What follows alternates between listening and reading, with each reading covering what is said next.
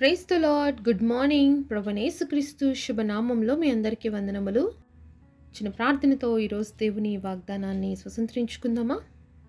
మమ్మల్ని ఎంతో మిక్కిలిగా ప్రేమించినటువంటి మా ప్రియ పరలోకమందున తండ్రి, నీ ఘనమైన శ్రేష్టమైన నామాన్ని బట్టి వందనాలయ్యా.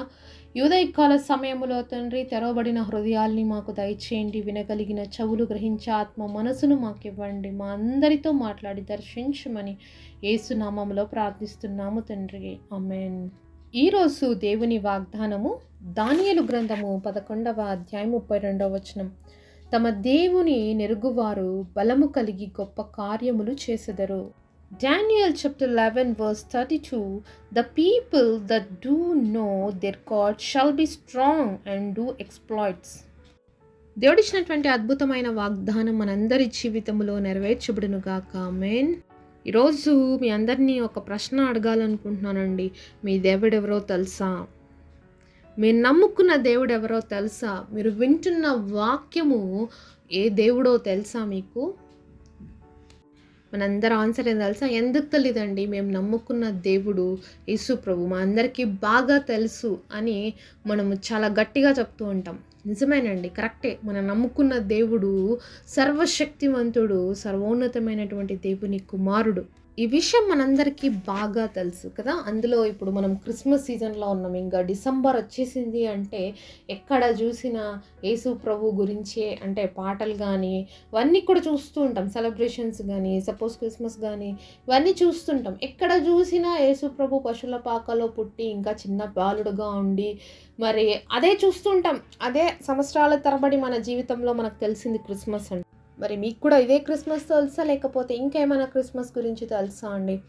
మరి యేసు ప్రభు ఇంకా బాలుడుగా లేడండి, అయిపోయింది. ఆ కార్యం జరిగిపోయింది. జస్ట్ దాన్ని మనం గుర్తు చేసుకుంటున్నాం. ఈ మంత్ అనేది ఎందుకు తెలుసా? యేసు ప్రభు మన కోసం జన్మించడమే కాదు, ఇప్పుడు ఆయన మన కోసం మరణించాడు, అలాగే మృత్యుంజయుడే తిరిగి లేచాడు. అతి త్వరలో ఈ లోకానికి రాబోతున్నాడన్న సత్యాన్ని లోకానికి ప్రకటించడానికి ఈ క్రిస్మస్ అండి. మరి యేసు ప్రభు గురించి ఇంకా పుట్టిన పాటలు పాడుకోవడము, మరి అదే సంబరాలు చేసుకోవడం కాదు, కానీ మనలో ఒక భారం ఉండాలండి, మనలో ఒక ఆశ ఉండాలి. ఈ క్రిస్మస్ సీజన్లో నేను ఉన్నాను, దేవుడి కోసం నేనేం చేయగలను, యేసు ప్రభు కోసం నేనేం చేయగలను. నశించిపోతున్న నా సహోదరులు ఈ లోకంలో ఎంతోమంది ఉన్నారు. వాళ్ళకి ఏ రోజైనా నేను సువార్త చెప్పానా, యేసు ప్రభు గురించిన ప్రేమను గురించిన వార్తను అందించానా అని మనం ప్రశ్నించుకోవాల్సిన సమయం వచ్చిందండి. ఇంతకు ముందులాగా పరిస్థితులు ఏమాత్రం లేవండి. మనం బిఫోర్ లాస్ట్ ఇయర్ చూస్తున్నట్లుగా, ఈ ఇయర్లో చూస్తున్నట్లుగా దేవుడు యొక్క రాకడకి సమీపముగా ఉన్నటువంటి ప్రతి సూచక క్రియలు మనం చూస్తూ ఉన్నాం. గతించిన 2 years బ్యాక్ కిందికి పోతే కరోనా ప్రపంచమంతటిని వణికించి పడేసింది. మరి ఈ సమయాల్లో చూస్తుంటే ఇయర్ అంతా కూడా యుద్ధాలు వింటూనే ఉన్నాం. అనేక స్థలాల్లో భూకంపాలు వస్తున్నాయి, ఎంతోమంది మరణిస్తున్నారండి. ఎప్పుడైనా ఆలోచించారా వాళ్ళు మరణించిన తర్వాత ఎక్కడికి వెళ్ళిపోతున్నారు? దేవుడు ఆశ ఇదేనా? దేవుడు కోరిక ఇదేనా? నశించిపోయి నిత్య నరకాగ్నికి పోవడానికే ఆ దేవుడి లోకానికి వచ్చి మన కోసం ప్రాణం పెట్టాడు. మరి సత్యాన్ని గ్రహించవలసింది మనమేనండి. యేసు ప్రభు ఎవరో తెలుసు అని చెప్తున్నాం. తెలుసడం కాదండి ఈరోజు దేవుడికి కావాల్సింది, ఆయన ఎరగడం. తెలుసుకోవడం వేరు, ఎరగడం వేరు అండి. ఎందుకంటే ఒక భార్య భర్తల్ని మనం చూసినట్లయితే, మరి నా భార్య నాకు తెలుసు అని చెప్పడంలో ఏమైనా గొప్పతనం ఉందండి? అందరినీ పిలిచి గ్రాండ్గా పెళ్ళిళ్ళు చేసుకుంటారు, అందరికీ తెలుసు పలాని వ్యక్తి నీ భార్య, పలాని వ్యక్తి నీ భర్త అని. అది కాదండి కావాల్సింది. ఒక భార్య భర్తకి ఎరగడం అనేది ఉండాలి. తన భార్య ఇష్టాలని భర్త ఎరిగి ఉండాలి, తన భార్య పరిస్థితి ఏంటో భర్త ఎరిగి ఉండాలి. అలాగే భర్త పరిస్థితి ఏంటి, భర్త ఇష్టాలు ఏంటి అనేది ఒక భార్య ఎరిగి ఉండాలి. అంటే కంప్లీట్గా వారిరువురు గురించి వాళ్ళు బాగా తెలుసుకొని ఉన్నారంటే ఎరిగి ఉన్నారు అనమాట. అలాగే ఈరోజు నువ్వు దేవుణ్ణి తెలుసు అని చెప్పడం కాదు దేవుడికి కావాల్సింది, నువ్వు దేవుని ఎరిగి ఉన్నావా? దేవుని ఎరిగి ఉన్న వాళ్ళు ఏం చేస్తారంటే దేవుడి కొరకు బలము కలిగి గొప్ప కార్యాలు చేస్తారు. ఏం చేస్తారు? దేవుడి కోసము బలము కలిగి. ఈరోజు దేవుళ్ళలో బలంగా ఉన్నామా? బలహీనులుగా ఉన్నాం. చిన్న చిన్న శ్రమలు వచ్చినప్పుడు, చిన్న చిన్న కష్టాలు వచ్చినప్పుడు బలహీనపడిపోయి ఈ దేవుడు ఎందుకు నమ్ముకున్నానో అనేటువంటి పరిస్థితిలోనే ఉన్నావా? లేకపోతే ఎన్ని పరిస్థితులు వచ్చినా, ఎన్ని కష్టాలు వచ్చినా నేను తెలుసుకున్న ఈ దేవుడు చాలా శక్తివంతుడు, సర్వోన్నతుడైన దేవుడని ఎరిగి ఆయన కొరకు నేను ఏమైనా చెయ్యాలన్న పరితాపము నీలో ఉందా? ఎంతసేపు ఉన్న లోకంలో నాకు అది కావాలి, ఇది కావాలి, ఇది సాధించాలి, అది సాధించాలి అనే పరిస్థితుల్లోనే ఉంటున్నావా? సమస్తాన్ని ఇచ్చిన దేవుడి కోసం నేనేమన్నా చేశానా అన్న ప్రశ్న ఎప్పుడన్నా వేసుకున్నావా? మరి నువ్వు దేవుని ఎరిగి ఉంటే ఆయన మనసుని కూడా ఎరిగి ఉంటావు. ఈరోజు దేవుడి మనసులో ఏముంది? దేవుడు మనసులో ఏ బాధ కలిగి ఉన్నాడు, ఏ చింత కలిగి ఉన్నాడు, ఏ వేదనతో ఆయన హృదయం ఉందని ఎప్పుడైనా ఆలోచించామా? ఎప్పుడైనా మరి ఆలోచనతో మనం ఒక్కసారైనా దేవుడి సన్నిధిలో ప్రార్థన చేసామా? అలాంటి ప్రార్థన మన జీవితాల్లో ఉందా? ఈరోజు మన చెల్లెలకో, మన తమ్ముడికో, మన అక్కకో, మన అన్నకో, మన తల్లిదండ్రులకో బాగలేకపోతే ఎంత విలవిల్లాడిపోతాం, ఎంత బాధపడిపోతాం, మరి ఎంత వేదన చెందుతామో, అలాగే నశించిపోతున్న ఎన్నో ఆత్మలు మన కళ్ళ ముందు గిలగిలా కొట్టుకొని మరణిస్తూ ఉంటే, మరణించిన తర్వాత వాళ్ళు ఎక్కడికి వెళ్తారని ఎప్పుడైనా మనము ఆలోచించామా? ఎప్పుడైనా వాళ్ళకి సువార్త అందించాలన్న ఆశ మనకి కలిగిందా? వాళ్ళకి ఎప్పుడైనా దేవుడి ప్రేమను ప్రకటించాలన్న ఆలోచన నీకు ఎప్పుడైనా వచ్చిందా? ఎప్పుడైతే మన జీవితంలో దేవుడికి ఉన్నటువంటి ఆలోచనలు మనలో ఉంటే తప్ప మనం ఆయన ఎరిగిన వారము కాదు.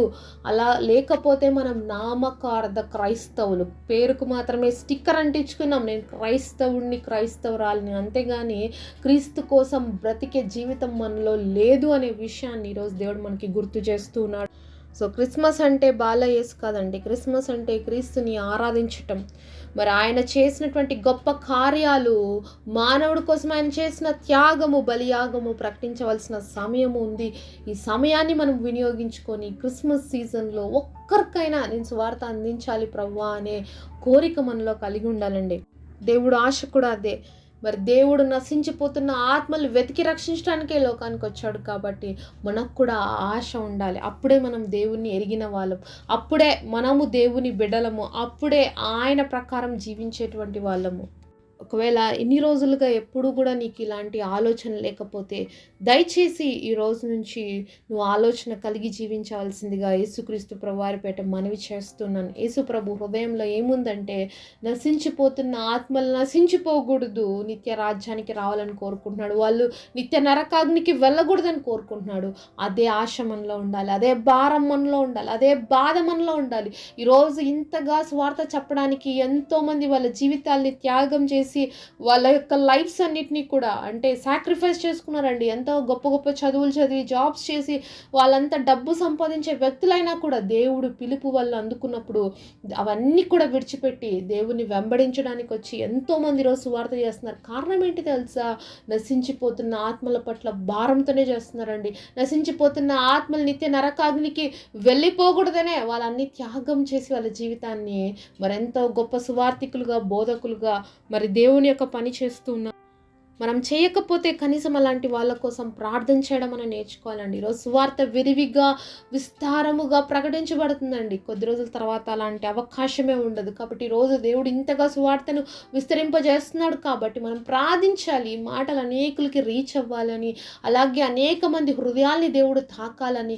మనుషులు మాట్లాడితే ఎవ్వరు మారరండి, కానీ దేవుడు మాట్లాడితే మారుతాడు. ఎంత కఠినులైనా దేవుడు మార్చడానికి శక్తివంతుడు. మరి అపోస్తలుడైన పౌలుని చూస్తున్నాం. ఆ ముందు అతను పౌలు కాదు, సౌలు. మరి దేవుని యొక్క ప్రజల్ని హింసించేటువంటి వ్యక్తి, దేవుని ప్రజల్ని చంపేసినటువంటి వ్యక్తి, మరి అంత భయంకరమైన వ్యక్తితో దేవుడు మరి దర్శించినప్పుడు, దేవుడు ఎన్కౌంటర్ చేసినప్పుడు ఆ సౌలు కాస్త పౌలుగా మార్చబడ్డాడండి. ఆ తర్వాత అతను ఎంత గొప్ప కార్యాలు చేశాడంటే దేవుడి కోసం ఎంతో బలం తెచ్చుకున్నాడు. తన శరీరం అంతా కూడా ఒకసారి రాళ్ళ చేత, కొరడాల దెబ్బల చేత ఎంతో హింసించబడింది, అనేక సార్లు హింసించబడింది. అయినా కూడా ఓపికగా దేవుడి కార్యాలు చేయటంలో, నేను ఇంత దేవుడి కోసం జీవిస్తుంటే నాకేందుకు శ్రమలు, నాకేందుకు కష్టాలు అనుకోకుండా నేను దేవుడి కోసం బ్రతకాలి. అందుకే అపోస్తలుడైన పౌలు అంటాడు, నేను నా యొక్క పరుగును తుదముట్టించాను అని. అలాగే అలాంటి గొప్ప సాక్ష్యం చెప్పగలిగే వారుగా ఉండాలి. ఇంకొక మాట అంటాడండి, మరి నేను క్రీస్తుని పోలి నడుచుకున్న ప్రకారంగా మీరు నన్ను పోలి నడుచుకోండి. మాట చెప్పగలుగుతాం ఈరోజు క్రైస్తవులుగా, నేను క్రీస్తుని అనుసరిస్తున్నాను, నాలాగా మీరు నడుచుకోండి అని. మన కుటుంబంలో ఉన్న వారికి కానీ, మన పిల్లలకు కానీ, లేకపోతే మన భార్య భర్తలు కావచ్చు, మన అక్క చెల్లెలు కావచ్చు, ఎవరికి చెప్పగలుగుతున్నాం? ఇలాంటి సాక్ష్య జీవితం మనలో ఉందా?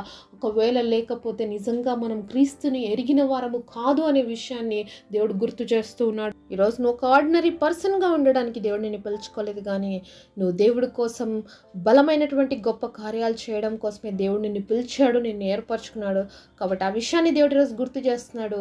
మరి క్రిస్మస్ సీజన్లో ఉన్నటువంటి నీవు దేవుడి కోసం ఏమైనా చేస్తావా? దేవుడు మనసులో ఏముందో అది ఎరిగి నువ్వు చేయగలిగితే దేవుడికి అదే నిజమైన గిఫ్ట్, అదే నిజమైన క్రిస్మస్. కాబట్టి అట్టి కృప మనందరికీ దేవుడు అనుగ్రహించునుగాక. ఆమేన్. పరిశుద్ధుడైన తండ్రి, ఈరోజు మీరు మాతో మాట్లాడిన ప్రతి మాట కొరకే వందనాలయ్యా.